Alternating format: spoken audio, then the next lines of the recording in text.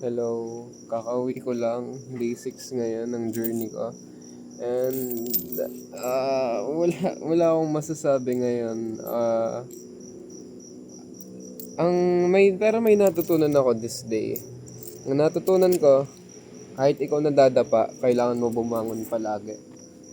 Yung natutunan ko nung nag-roller skate kami ng kapatid ko at yung kanyang boyfriend.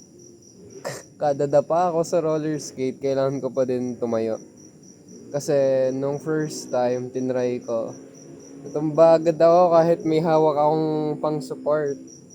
Tapos yun, nadali ako dito. E di ngayon, pasapa din. Ramdam ko pa.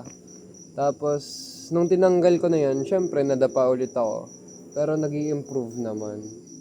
Tapos pinipilit ko lang sarili ko na mas ayusin pa. E di hanggang sa dulo na wala na akong dapa. So, ang natutunan ko, kahit natutumba ka, kailangan mo pa din pilitin tumayo. Kasi kapag hindi ka tumayo, wala ka talagang ma-achieve. Kaya yun, pinursigi ko talaga kahit masakit na to, kahit masakit na to. Pero wala, tinuloy ko pa din. Ang nangyari kasi ngayon ay umalis kami, pumunta kaming outlets, tapos yun, gumala kami. Pumunta kasi dito boyfriend ng kapatid ko.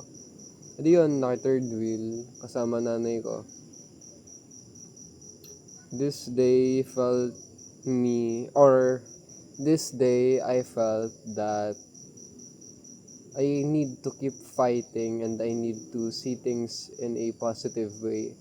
Kahit sabihin ng iba, hindi na siya babalik, iisipin ko na babalik, iisipin ko. Kasi kailangan ko lang talaga maging positibo sa sarili ko. Hindi ko palagi kailangan i-down, hindi ko palagi basta hindi ko palagi kailangan i-down sarili ko. Kasi kailangan ko palagi tingnan ang mga bagay in a positive way. Kahit matatalo na ako, lalaban at lalaban pa din. Ganun naman sadya.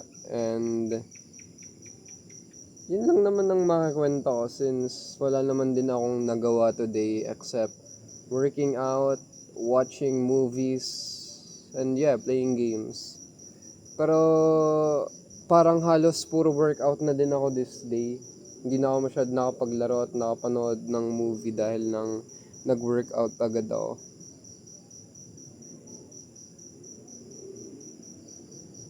Yun lang naman. Hindi ko masyado hahabaan dahil 9 na din. 9:50 yata. That's all. Kung natapos mo na naman to, kung pang-anim mo na tong araw na nanonood sa aking journey, edi congrats. I'm glad that you're listening to my journey. Yun lang naman. Bukas ulit. Bye-bye.